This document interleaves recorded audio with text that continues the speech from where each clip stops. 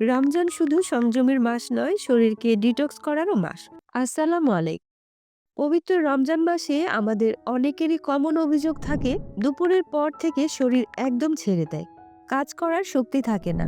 কিন্তু আপনি কি জানেন, আপনার সেহরি আর ইফতারের সামান্য কিছু পরিবর্তনই আপনাকে সারাদিন চনমনে রাখতে পারে।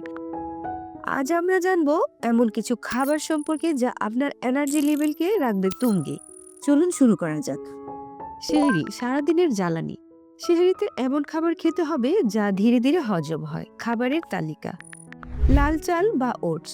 সাদা ভাতের বদলে লাল চালের ভাত বা ওটস খান, এতে প্রচুর ফাইবার থাকে যা দীর্ঘক্ষণ পেট ভরা থাকে।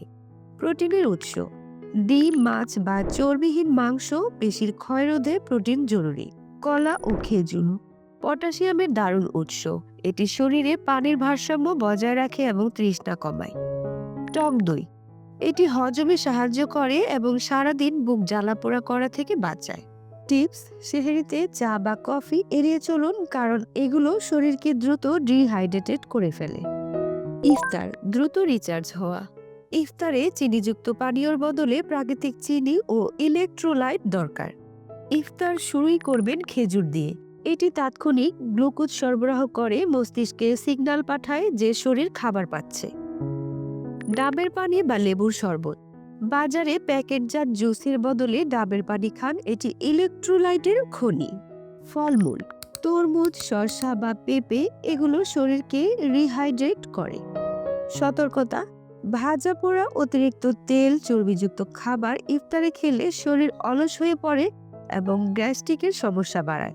রাতের খাবার ও পানির নিয়ম: অনেকে ইফতারের পর একেবারে অনেক পানি খেয়ে ফেলেন, এটা ভুল।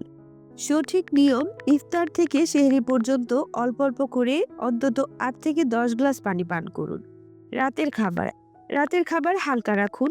এক বাটি সবজি, স্যুপ বা অল্প প্রোটিন সমৃদ্ধ খাবার ঘুমের মান ভালো করবে, যা পরের দিন আপনাকে এনার্জি দেবে।